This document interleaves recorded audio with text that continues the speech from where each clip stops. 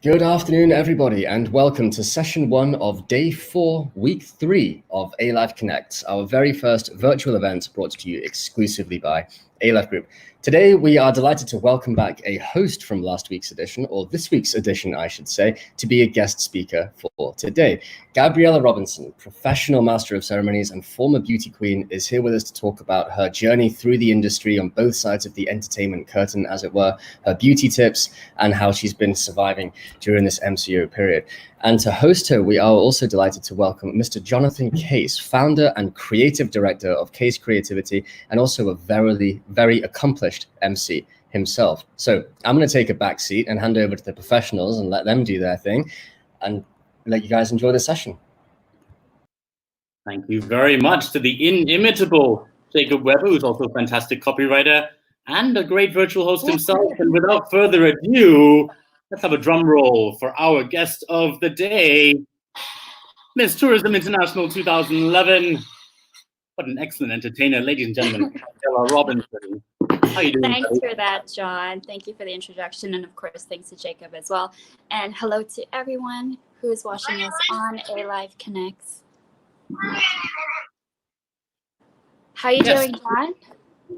Well, I'm doing good. I've obviously been on lockdown for the past 2 months and just managed to see the sunshine myself. How's it been like for you? Public figure, someone who's used to interacting with people, getting out there, suddenly be on this private lockdown? Well, I'd say that is my job on stage, but if I'm not working, then I'm pretty much at home most of the time or teaching spin classes. Right. Okay, so you have a double life.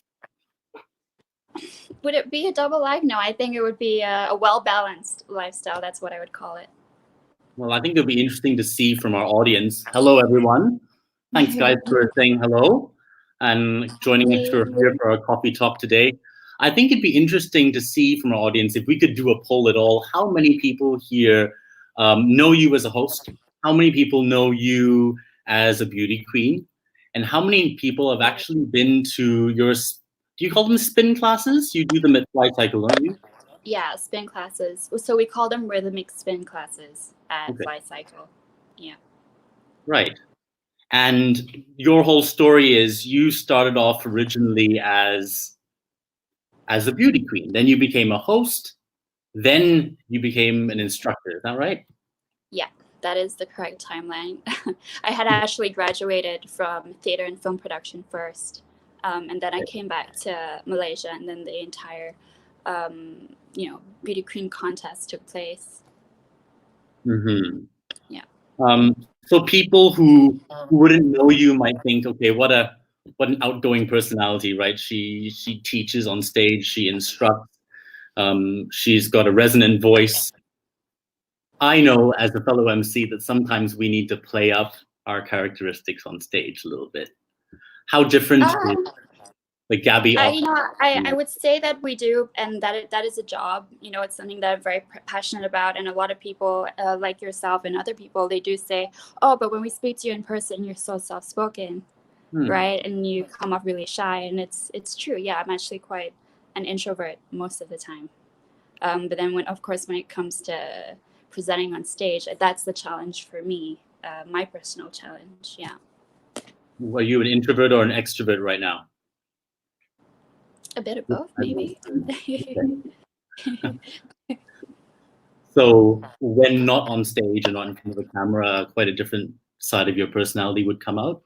That'd be fair to say? I'm still the same person. Yeah, I just probably not as a vocal or as talkative. I'm more of a listener. Yeah, I'm more of the person who, if we're having a dinner with a crowd of friends, I'm not the one who's talking and making the jokes. I'm kind of just listening or having a one-on-one conversation with someone. Right. Yeah. Okay. That would be my personality. Yeah. So would you say it was a bit of a challenge for you to become a public figure and suddenly be in a position where you need to lead the conversation, or you need to start talking to other people and guiding conversations in a certain way?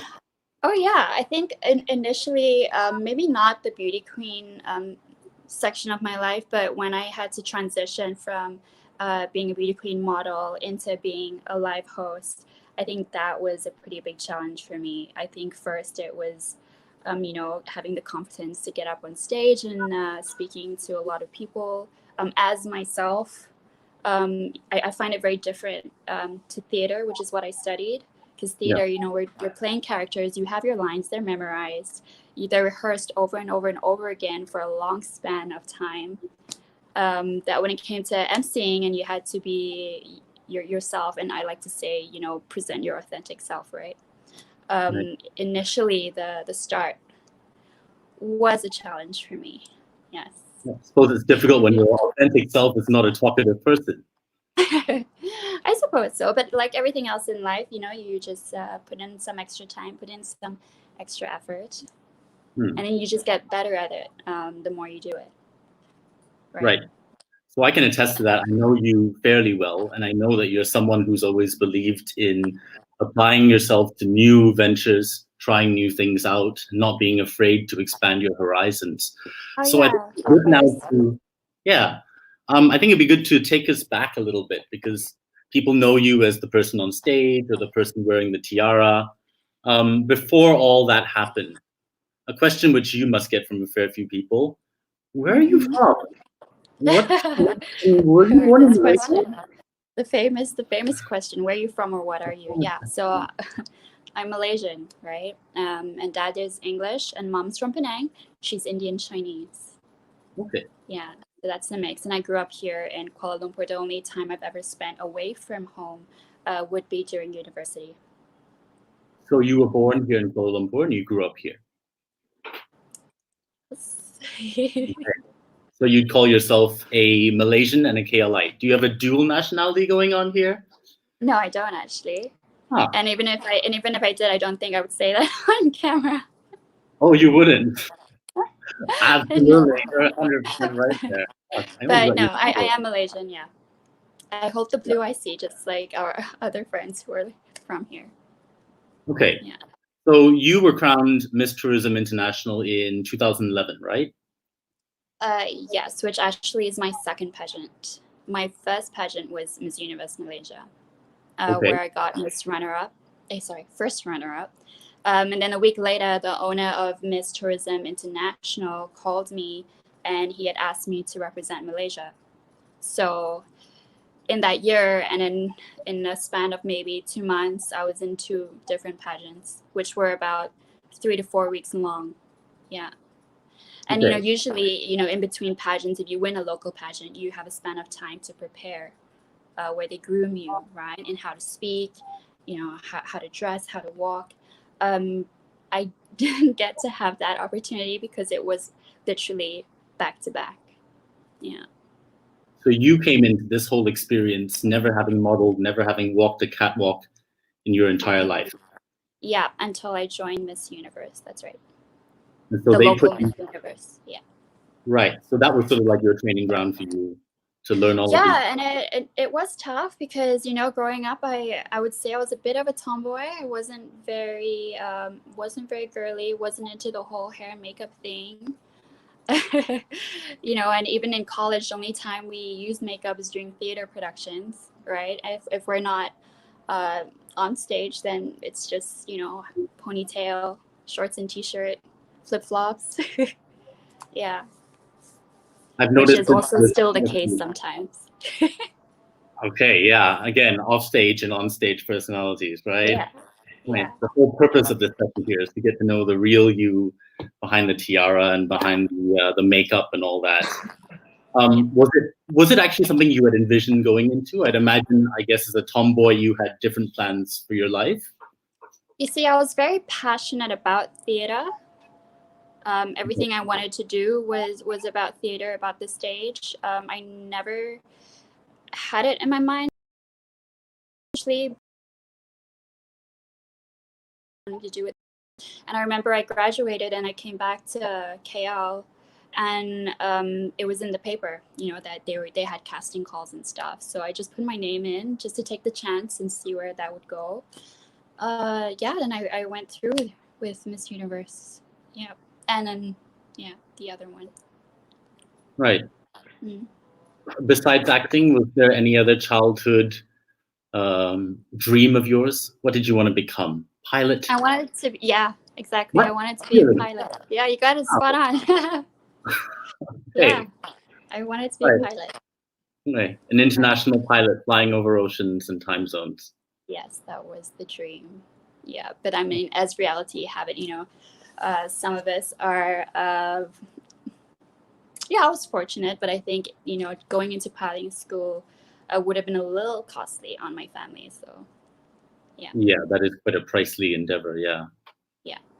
So once you got into this whole line of work, I think people have this image of a beauty queen, right? They're up there on a pedestal. They look gorgeous. How heavy is that tiara? It's really not that heavy. Oh, disappointment to hear that. I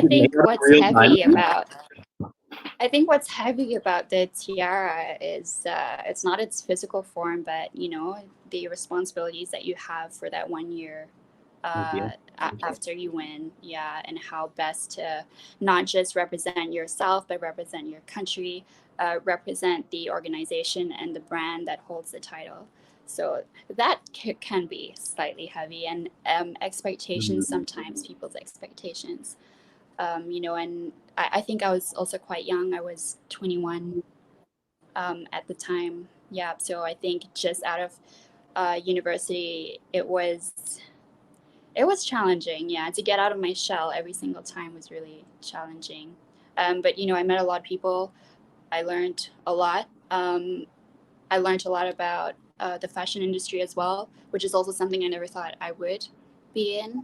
Yeah, and I was very fortunate to meet a lot of people who would help mentor me and guide me along the way. Yeah, so I'm very thankful to all the friends that I've made. Take me through a day in the life of Miss Tourism International, or Miss anything really. What might you do on a typical day, and where would you go? Well, on like any day, or okay, let's just put in that you have an event to go to. So how a day would be is naturally you wake up early, you go work out, right? If there's time to spend with your family, you do that. If you have to know something about the event, then I think it's also best to just research a little bit about the event, about the brand, who you're going to be meeting, and then you get dressed up and you go and you represent your best self, right? Wow, sounds like my life, except with then you have a very colorful life. Yes, without the hangers on and the horse chariot and the tiara, right? Sounds like the other life. Yeah, it does. Does it get a bit old after a few months? Was there ever a yearning to say, I want a simpler life? I don't want this anymore. I think because I still live a simple life. I do. I'm quite a minimalist in that sense, and I'm very bonded to my family. And I think having your family to support you and keeping you grounded, as well as your friends, is also very important. And just to remember where you came from and have humility along the way. You've got perfect timing too, Gabriella, because someone you supposedly know, Rebecca Dawson, just popped into the comments and says, I quote, "Absolutely love Gabriella. Just sweetheart, very inspired." Hi, Rebecca. Hello, Rebecca. I hope you're doing well. So Rebecca in the audience is actually one of my classmates who I was with in Sunway University. So we did performing arts and media together. Yeah. And I wasn't the best student, I'm sure she could also tell you this. But yeah, one of my really good friends from back then. Thanks, Rebecca, for joining in. Thank you, Rebecca. And for the rest of you, thank you so much for giving your comments and questions. It's a good time for me to give you a bit of perspective of what we're doing here today. It's not just a conversation between me and Gabriella. We're both MCs, and I'm leading this so that we get to know her a little bit better. But what this is really about is a chance for you to ask any question that you want. A very sporting lady who has given up an hour of her time and taken a risk here and has decided to share with you. So if you have any questions, no matter how silly, no matter how serious, there are no limitations, put them on. Okay. Either one. Happy to answer. Yeah. You sure about that? Okay. Oh, and if you have any questions for Jonathan Case, put that on too. Why not? That's very kind of you. But I have a question for you, Gabriella. Just to show you all that there is no question dumb enough, right? Gabriella, what is your spirit animal? Seriously? I don't think I've ever thought of this. Is this like a technical thing? Where which part of the year you're born and where the moon is and the stars are? Okay, no, we're not going into the zodiac, right? What animal do you feel embodies you best? You know what? It's really simple. I think dogs. Yeah, just because I relate to them the most, and you know, I grew up having dogs. I have dogs over at my mom's, and they're loving, they're loyal, they're playful. So I would say dogs. Breed of dog? Sorry? What breed of dog does your family have? What did you have growing up? Very specific. Oh, in my family, so we have 2 huskies, we have a poodle, a Maltese, and then we also have 2 dogs, which we have rescued. Yeah. Lovely. Okay, an ongoing love affair. It is. Yeah, we have cats too, by the way. So, wow. Yeah. Okay. I only have the cat. I don't have the dogs. I'll take half. Okay, cats are just as loving, and any animal is. Yeah. They are. I personally believe that cats make you earn their love a little bit more, which is fun at the beginning, and after a while, you just want them to come over and slobber all over you, without you having to feed them. So it's a bit annoying, but in the end, yeah, cats are nice. They are nice. Peculiarly nice. Yes, curious, loving. Okay, so this is not just a conversation between 2 of us. I want to talk to you a little bit about your past in MC, what you've learned, how you got into the industry, and if there's anybody out there in the audience who has always wanted to become an MC, become a corporate trainer perhaps, or any form of public speaker, this is a great chance to put your questions to Gabriella. So Gabby, let me first ask you, how did you actually become an MC? I think a lot of people have asked me this personally. I can talk, I can do all that, but how do you actually get the chance to work with a brand? How do you even get your foot in the door in the beginning? Right. Okay, so here's the backstory. I had a one-off experience once, maybe in the year 2012 or 2013, where I got to co-host next to Terrence Dess, right? And Terrence Dess is an amazing master of ceremonies, if you all know him. So that was my very first experience, but I was very lucky because I had an absolute pro next to me, and he would guide it all the way from the beginning to the end. And you know, it being my first time, I just come on and say a couple of lines here and there. It wasn't on my own, but I was so very nervous. I was inexperienced and very nervous. Anyway, so that was like a taste of what that would have been. And then I had a full-time job, and while I had a full-time job, I think in the year 2015 or 2016, one of those, BMW had approached me to do their golf events. So they had 9 legs, so 9 events for golf. Right. So I just said yes, right? You know, say yes, figure out how to do it later. And of course, I was very nervous the days leading up to it and prior to the event. You know, and I remember back then that I would study the script, memorize everything. And I remember getting up on stage doing my first show solo, and I sounded like a complete robot. The client had actually, you know, after you do your announcements and you go down, they were like, "Are you okay today?" You know, you sound really flat. You know, you don't sound excited and stuff. Anyway, it took me 9 events, to finally, on the 9th one, finally get it. Yeah. And the whole time the client was whispering in your ear, giving you constructive criticisms? Yes. You know, and I remember the first time, the very first event, of course I was frustrated, you know, and I went home thinking like, how hard can this be, right? Like, I speak the English language, I speak well, I've done theater. Why can't I host?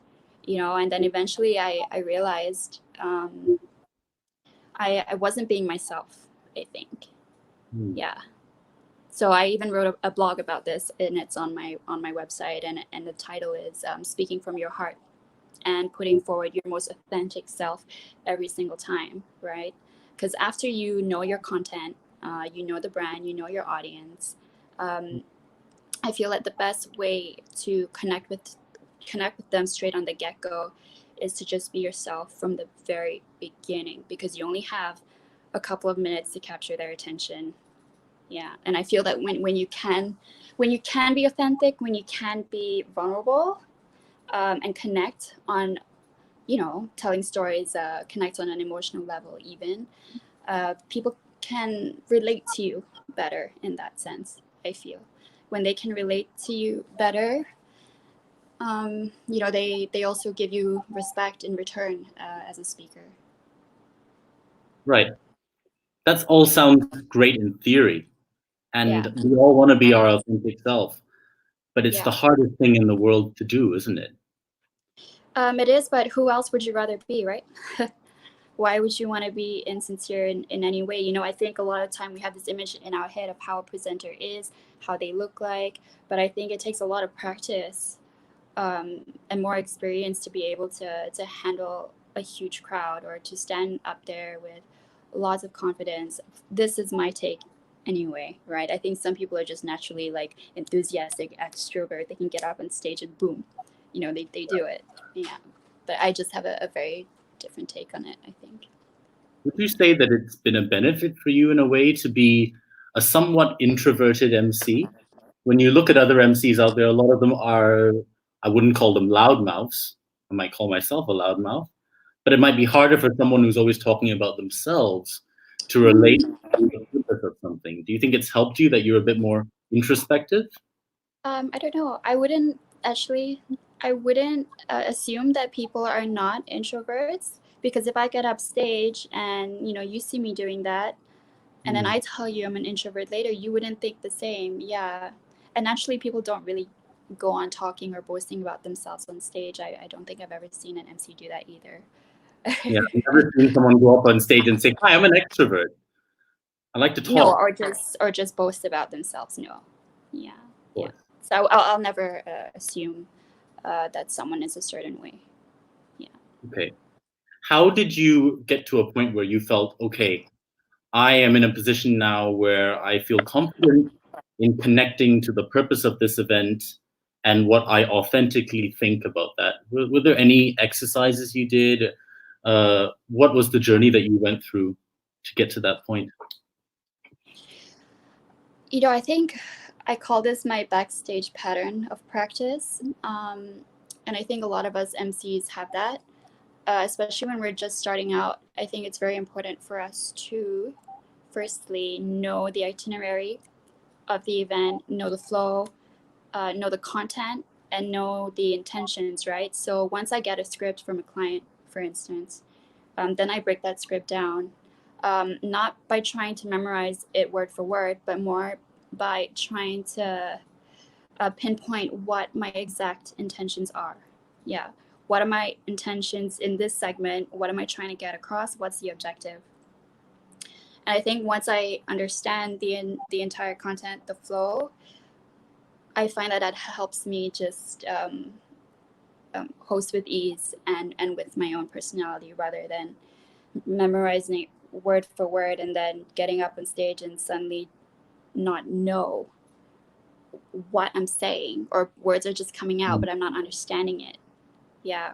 And I think it's very important to know your content, to know the structure, and to know the audience, because at the end of the day, it's about your audience, right? It's about your clients' clients.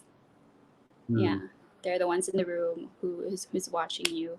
They're the ones in the room that you want to get the objective across, or the brand's personality across. So even though the press release says A, we're here. Sorry? So even though you do a media launch, the press release says we're here to introduce our new air filter. The actual purpose of the event is one step behind that, isn't it? it is to sell, or it is to build a community, or it is to show people that we are a successful and innovative and modern brand, right? I suppose so. But if you're getting really technical, then I think, if you're selling a product, then at the end it's about generating sales. How best can you generate sales, right? Yep. Yeah. Okay, going to a question that we have here. David Eng says, let's pop this up on the screen. Gabby, what is your philosophy in life? What drives and motivates you? Gabby? Such a heavy question, David. Hello, David. Thank you very much. My philosophy in life, honestly, it's just to stay humble. Really, it's really simple. Yeah, stay humble and practice gratitude all the time. I know it sounds really cliche, but it also brings you a lot of peace. And I find that as I get older, peace is more important to me. It's, do you want to be happy or do you want to be right? So I always choose to be happy. Yeah. Mm-hmm. How do you? And what drives and motivates me? Wow. I think just knowing that I can go through a challenge. Yeah. And every challenge that comes forth or that happens, I just take it on, to know that I can look back and say, hey, I did it. And I think this is also a lot for a lot of people. And essentially, I would say for my family too. I'm very close to my family and they mean the world to me. So it's not just me I'm doing it for. I think it's also for them. Yeah. What's the most satisfying part of the job that you do? Being an MC, a host.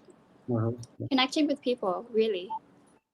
That is it. There's nothing beyond that. Just really having a human connection with people. So I say this a lot, right? I even wrote a blog about it, is to be fluent in human, right? Because I feel that, we have many, many great speakers out there and they can be absolutely brilliant at the topic that they're talking about. But I feel that really great speakers, though they're great at their topics, they connect with you better because they speak the language of being human in their topics. Yeah. Maybe it's a vibe thing. Yeah, maybe you're operating on a higher plane than the rest of us. No, look, I think that for me it was, I wouldn't say I'm a baby in the industry. I have about 3 years under my belt as an MC, so I'm still growing. I'm still learning. I learned from, I asked Terrence Das for advice. I asked Nadia Heng, who's my best friend, for advice. There are MCs in different countries that I asked for advice, or, how to communicate better and stuff. And then eventually I took up NLP. So my NLP coach is Ulysses, and he's in Singapore, right? So I feel that these are the kind of conversations that I have with my circle of friends. Right. Yeah. Okay, so David was asking a suitably deep question, wasn't he? Yeah, but that's all right. Thank you so much, David, for that question. I hope I answered it for you. I think you answered it pretty well. I've heard a lot of talk amongst MCs of this idea of reading the room. And the idea is that I go into a media launch and I sense a certain vibe going on here. I go to a conference and it's a bit more of a serious vibe. And they say that a great MC knows how to read the room, a little bit like how a great reader reads between the lines. What do you think about this? What's your perspective on reading the room? Do you read the room? Do you mean reading the room as in reading the audience? Yes. Okay, then I will say never assume. And never try to mind read. This is an NLP background, right? I mean, for starters, it's what are you representing that night? What is the event about? Is it a corporate event? Is it formal? Is it like a chill out launch session? What is the vibe that the client wants? I always play to what the client wants, right? And even if I'm up on stage and I'm talking to a whole lot of people, I think you've heard me say this before as well. And this is something that Paul Scanlon in the UK, he's a he's a speaker.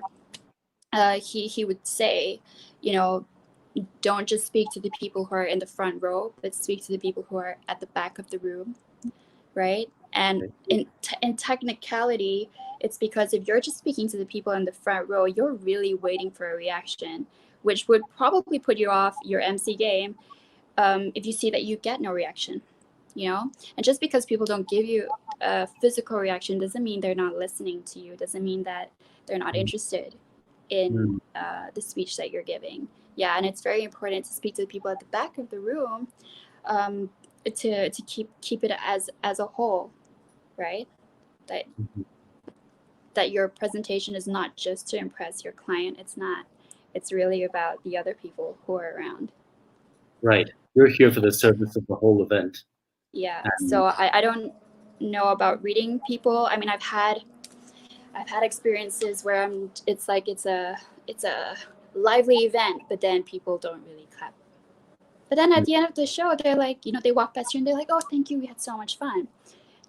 You know, so I think it's all perspective. Yeah. But I also think it's very important to make eye contact where you can. Yeah, I think eye contact is very important to have a sense of connection with people while you're talking to them. Okay. And I think you guys can read a little bit more about this because we've plugged a few times already.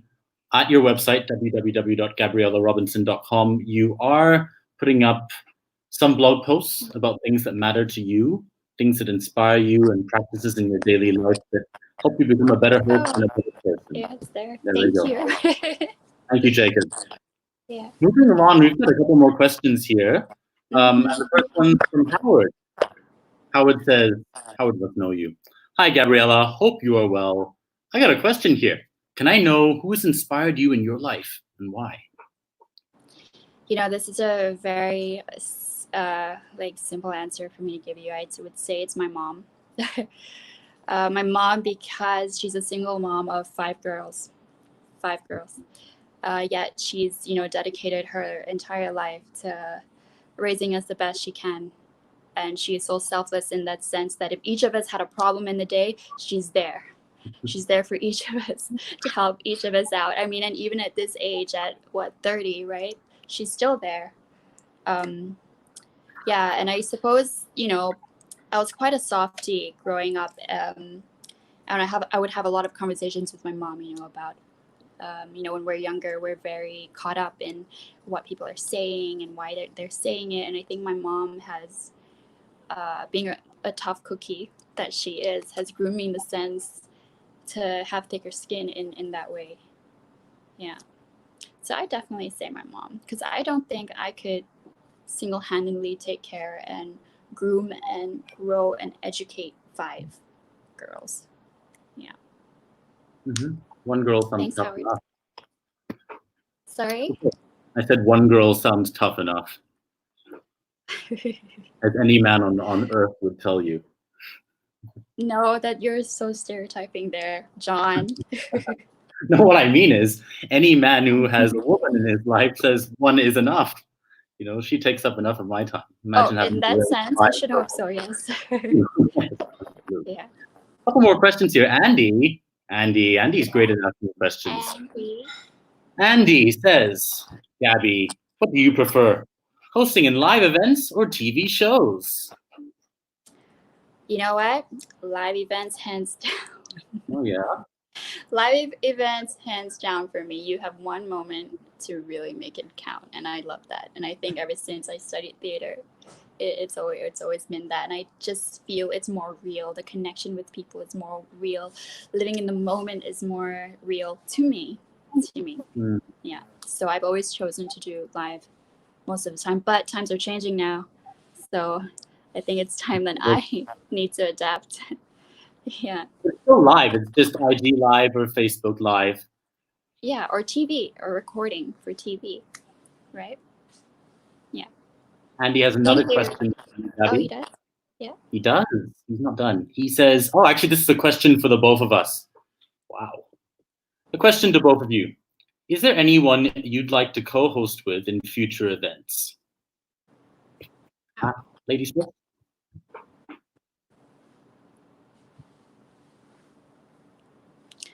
I only know a handful of MCs. I think I had a brief encounter with Melvin Arya. It was just once. I think I would love to be on stage with him again. It's his energy, his vibes.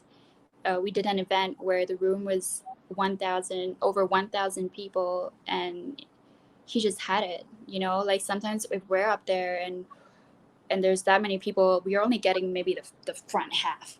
We're not getting the guys on the right at the back or the left at the back, and he has everyone. You know, I think to have that much of a voice on stage, I think Melvin, I would like to work with him again. And if it's female, I'll go way back, and I would like to host with Asha Gill, just because I grew up watching her on TV.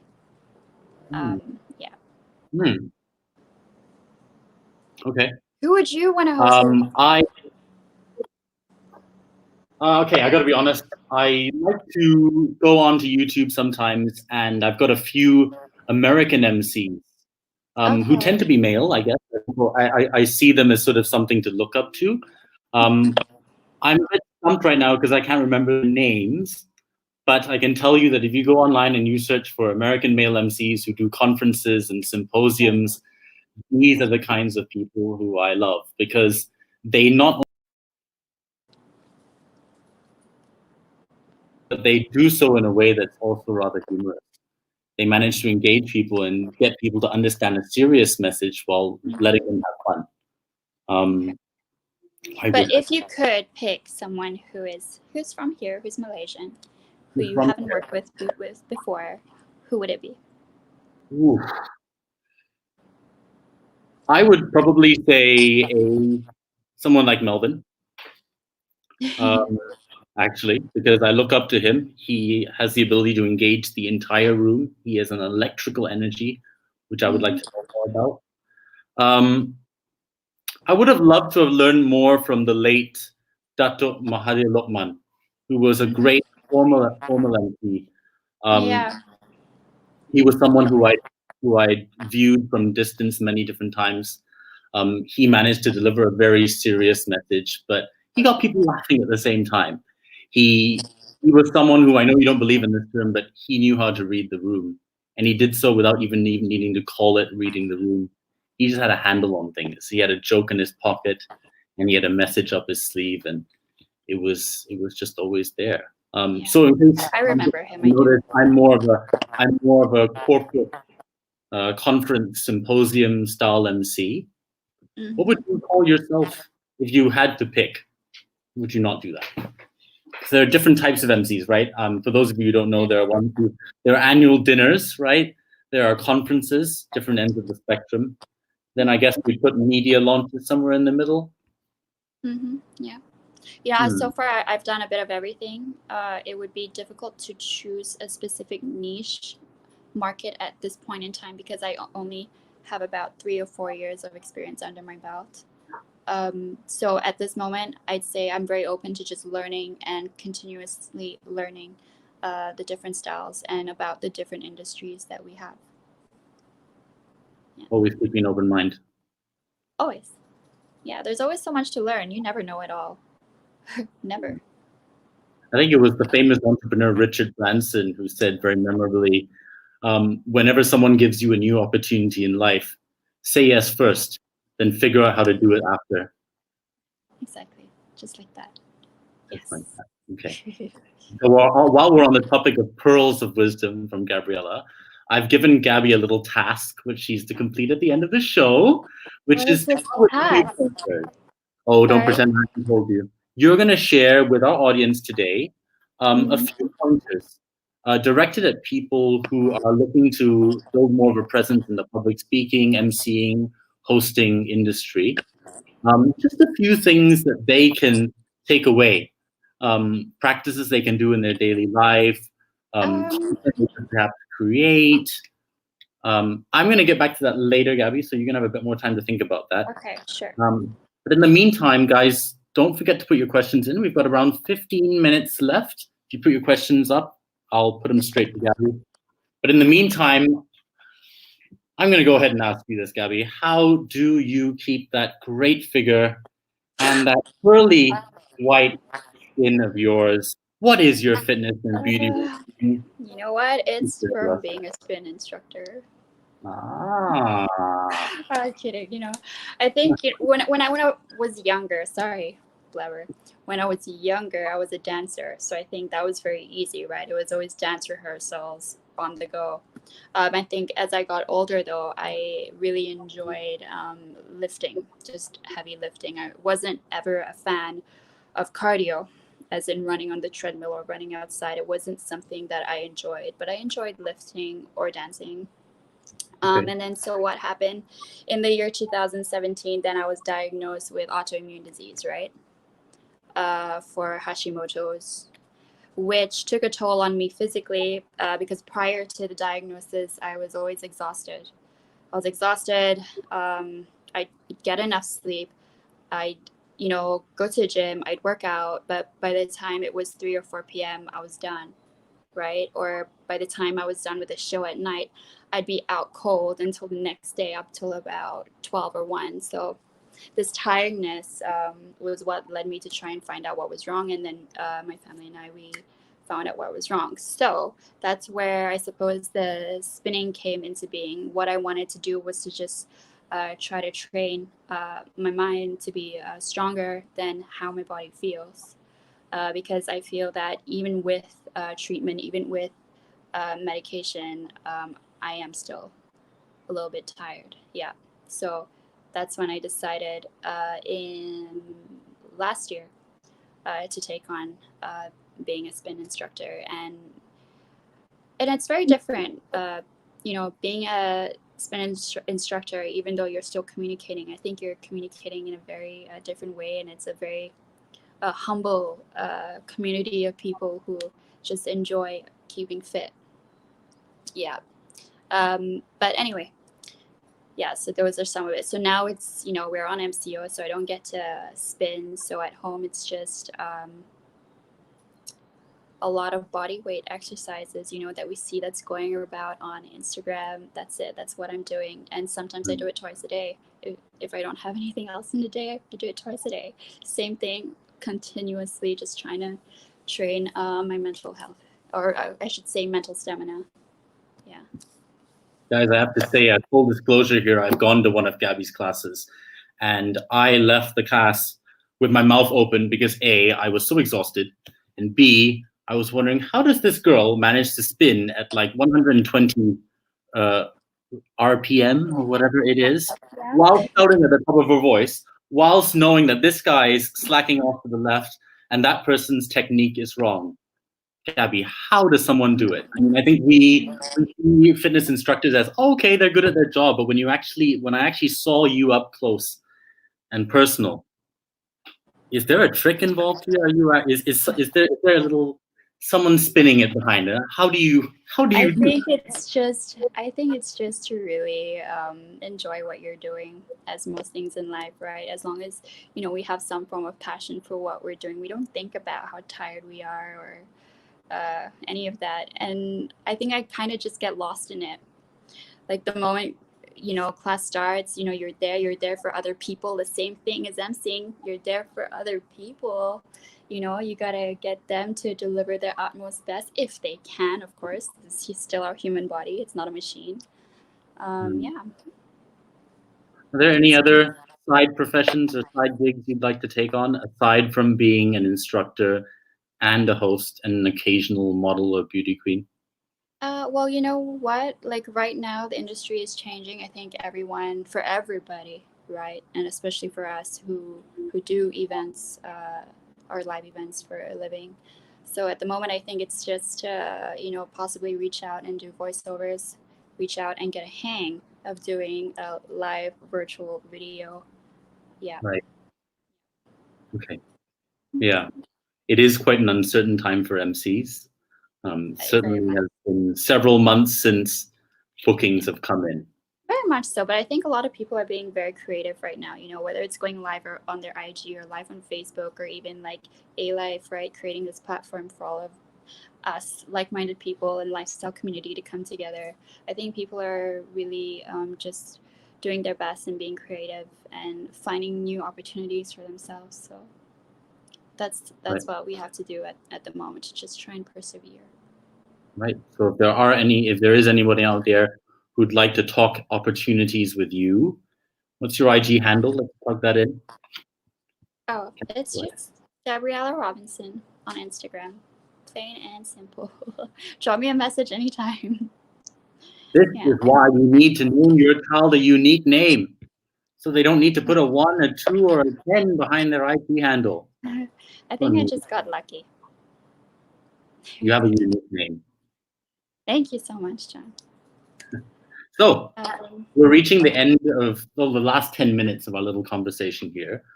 Yeah. Your last chance to ask any questions. So whilst these guys are thinking about the questions they'd like to ask you, I'm going to put it back to you, Gabby.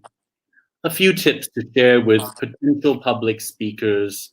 Let's say I'm that person, right? I don't have the benefit of having gone through a process such as Miss Tourism International. I'm just someone who's eloquent, who has a passion for this. How can I get involved? What are the small steps I can take can today? Start any small way possible, right? Whether it's volunteering for an event at your workplace, whether it's volunteering to do it for charity, just to take any opportunity you can to just speak in front of people, right? Or even speaking in front of your colleagues at work.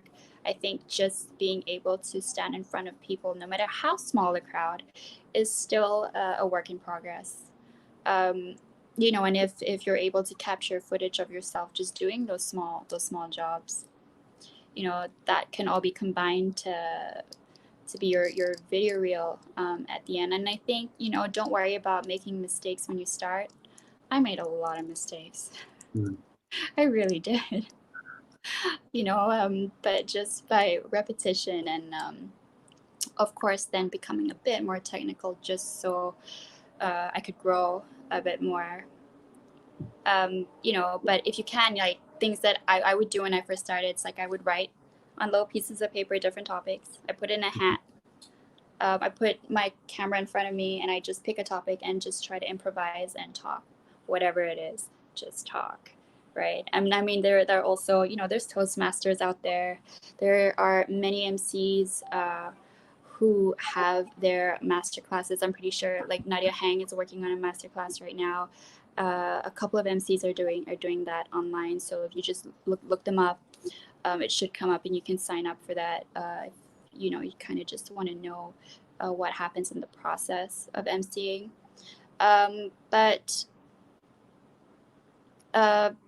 Yeah, but the bottom line, I think, is to just remember to always be yourself and speak from your heart from the very beginning. Yeah. And make sure you do know your content well. You do know your audience well and care about your audience. Care about your audience. I'm going to repeat that 10 billion times.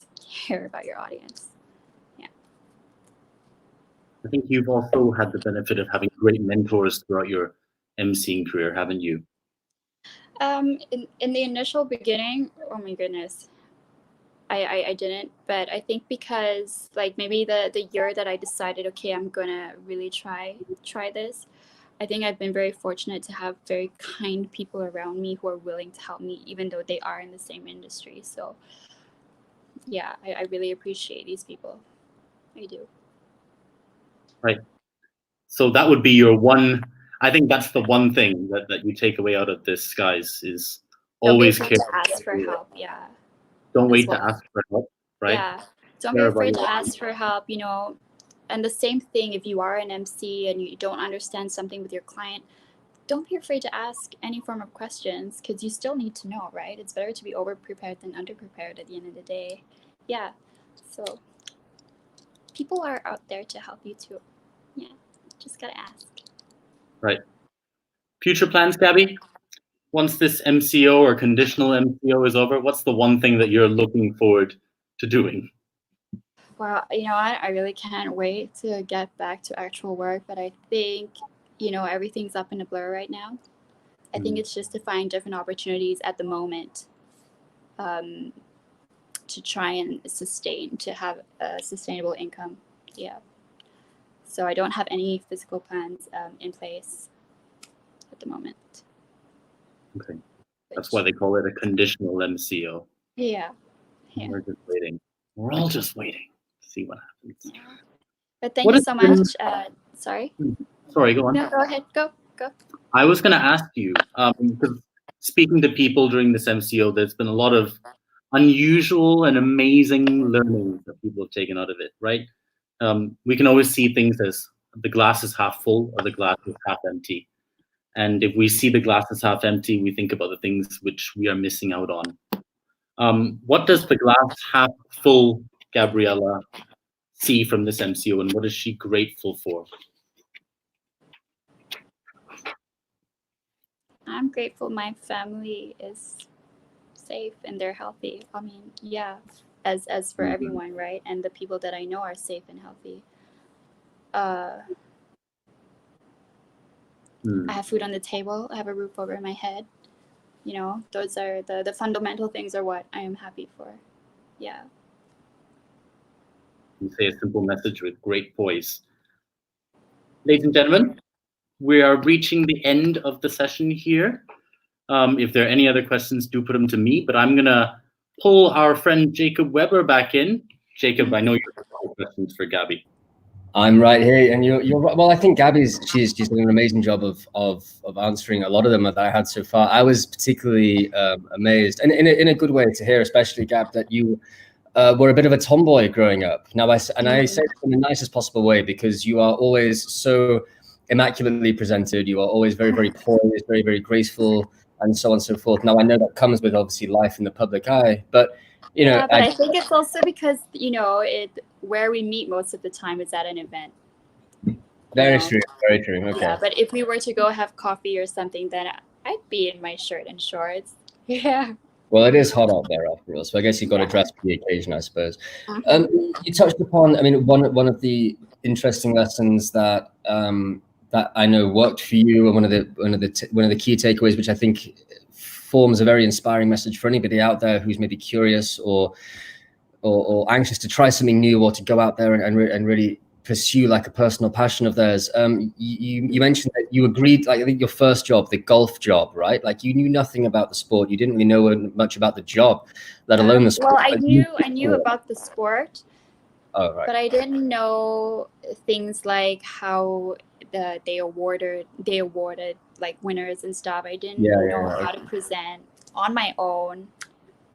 Yeah. But you said that you said yes, and that you just learned before. You know, you agreed to it first and shoot first and ask questions later. You know, that you said you agreed to it and just and I think that and it was echoed, Jonathan, by you with the point about Richard Branson. I think he echoes much the same thing. You know, just say yes and then figure out how to do it, which I think is it's I don't want to say risky. It's brave for sure, but then fortune favors the brave after all, you know? So I think that's a very inspiring message for people to take away from this. You gotta be a yes man.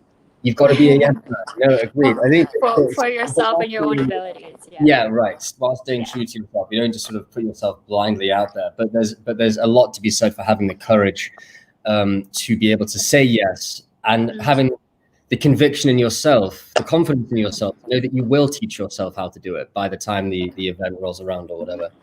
It's a drive, you know. So you want to be great at it. You make a decision, so you do the work, right? I mean, we've all of us have wanted something so bad, or to be great at something. Well, you can sort of relate to, right? For anyone who's had to get on top of stage in 10 minutes and can't delay it, which is set that bar really hard for yourself, and you have no choice. Exactly. If you know you can survive that, you can survive a lot of things. Gabby, the one question I think maybe to round things up on, because you mentioned it very briefly in your discussion just now, but I know it's something which is obviously very, very important to you. And maybe the viewers at home don't quite know as much about it as you, but you mentioned NLP, which is, I know, neuro-linguistic programming, right? I know that because my old man is really into this stuff.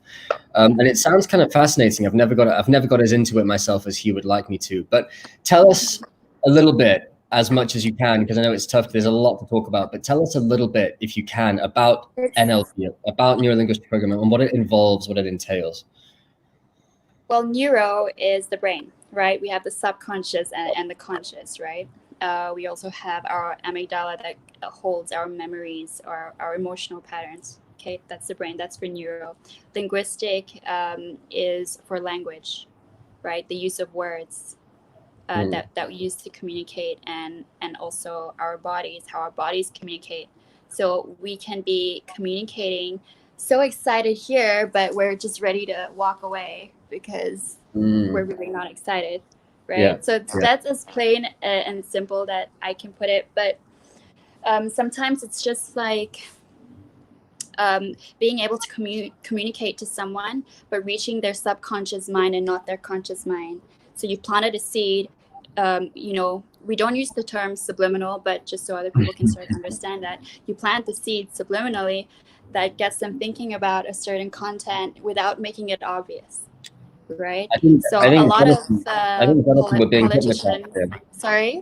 I think Jonathan and I maybe we're being hypnotized here. Is that it? No, you're not doing anything. It's purely the use of language, really. Yeah. And a lot of politicians have master NLPs writing their scripts for them too. Yeah, it's fascinating when you break down. If you look at like big commencement speeches like Barack Obama's versus Trump, all of them. Like when you break them down and analyze them, it's fascinating just how language can be used to flatter and deceive. So I guess my last, well, it's not really a question, but honestly, I recommend, and I know you recommend it too. Firstly, go and read Gabby's blogs, which are really, really good on her website, which give you a real insight, not just into the industry and the entertainment business, but also. I've only just started blogging with all the time that we've had, but I really do hope to get more content up on there. Yeah, or if anyone needs, just right over to me. In touch via Instagram. Anybody who is watching this who perhaps has even a passing interest, and then not just in becoming a host or an MC like these two wonderful individuals here with me, but anybody who's interested in communicating, presenting, public speaking, anything like that, look up NLP, neuro-linguistic program. It's fascinating to see just how much our language. I mean, it sounds obvious. NLP is more than just for use of communicating, though. I think NLP also, I did it so that I could be a better communicator. But then while learning this entire world of NLP, I realized so much about myself and how we all have limiting beliefs and, mental blocks of things that stop us somehow. So if you just want to have self-improvement in that sense, or if you want to be a life coach, a coach of any kind, then I would look into it. Interesting. Well, thank you so much for sharing all that. And Jonathan, I have one question for you. It seems only fair before we wrap this up. What are you most looking forward to next, my friend? What is it that it's been a challenging time for the industry, both in the events and entertainment side, but also like creatively, for agencies, they've had to pivot on behalf of their clients who are facing their own challenges during this time. So for you, on both the personal and professional side, as far as your agency and hosting business is concerned, what are you looking forward to getting back to, and what are you hoping for next? What are you planning on doing to ride the wave of the crisis, as it were? I'd love to give you a grand vision, Jacob. Truth is, personally, I'm looking forward to dinner because we got a great dinner coming up here. Professionally, I'm looking forward to getting back on stage again. I think that we all have something in our lives that gives us a certain rush. And the rush of a job well done, whether that's up on stage, whether that's a social media account done, or whatever we do in our lives, that is a feeling that I miss. And I think we can all have these feelings, but if you're an MC, you can't. Because like Gabby said, there's something different about stepping out in front of people in a live audience. That you've managed to convey something to them that means something to them. Sure. And Jacob, you get it too, because Jacob did theater too when he was younger. I did do theater when I was younger. Yeah, I was a bit more pantomime. I wasn't such a serious actor back then, but I had a lot of fun. But I think the collective energy, like the collective energy that you feel from an audience, whether you're presenting to them or acting or playing the fool in front of them or whatever it might be, you're right. You can't quite replicate that. You feel something that keeps you and inspires you to keep moving. So something that we all miss, I'm sure, and even for us, even for the ones who are throwing the events rather than presenting at them, we miss it too. We miss bringing people together. ALYFE have done our best to provide that platform in the virtual space, which is a lot of fun, and we're having a lot of fun doing it. But you're right, there's just nothing quite like the real thing. So we hope that we can get back on that stage soon, all of us.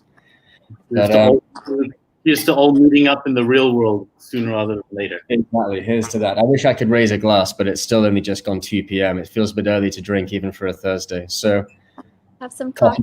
So I don't have a glass, guys, but cheers anyway. That's no worries. Cheers to that. Thank you, Jonathan, and thank you both very much. And thank you, Jonathan, for doing such a wonderful job taking this hosting thing off my hands. This, ladies and gentlemen, is how a professional does it, by the way. So I'm sure Jonathan will probably invite you back to host a couple more. It would be my pleasure. And compliments to the major host, Jacob. Thank you for having me. No, please. I'm the guy behind the virtual backstage curtain. Of course, the star of today's show has been Gabriella. So thank you very much, Gab, for coming on and giving us another hour of your time. I know you're working on a lot at home on the blogs and everything. So thank you for sharing that. It's been really, really insightful and quite inspiring too, honestly, like learning even how you practice gratitude and how you keep yourself mentally motivated to keep moving forward is really quite inspiring too. So thank you for that. A lot of food for thought. And thank you for all the audience for tuning in. Yes. A round of applause here for everyone. We can pretend this is an innovation. We can pretend that the crowd is going wild. Everyone's on their feet. Thank you, Isabella. Thank you. Yeah, we'll bow. Thank you so much. Thank you, Jacob. Thank you, John. And thank you, ALYFE, and everyone who's taking the time to tune in. Thank you, Gabriella. Take care, stay safe, and hopefully we'll see you again soon, okay? And out there in the wild, not just on the screen. See you later. John, thank you very much too. Take care, mate. Bye, guys. Bye, guys. There we have it, the wonderful Gabriella Robinson and Jonathan Case. So that wraps up the first session of day 4, week 3. But stick around because later this afternoon we are joined by some more special guests, including 2 of our favorite live performers. So at 5 p.m. I will be interviewing Mr. Jonathan Wong, who is a founder and co-founder of Push More Malaysia, a pioneer CrossFit affiliate. Jonathan himself is an award-winning medaling champion weightlifter and coach, and so he'll be joining us to talk about the athlete's mindset, training techniques during lockdown, and much more besides. And then at 8 p.m. at 8 p.m. we are going live with not 1 but 2 of our favorite live music performers. Dasha and Puva will be back in our first ever virtual duet. So we're looking forward to seeing how they can pull that one off, but we're sure they will bring their excellent, effervescent energy right to the table. So that's Thursday night, tonight at 8 p.m. Dasha and Puva join us for live music. 5 p.m. I will be interviewing Mr. Jonathan Wong, fitness expert. So with that, for now, stay indoors. I know you're allowed to go out, but stay indoors anyway. Be safe, take care, and we'll see you later. Bye-bye.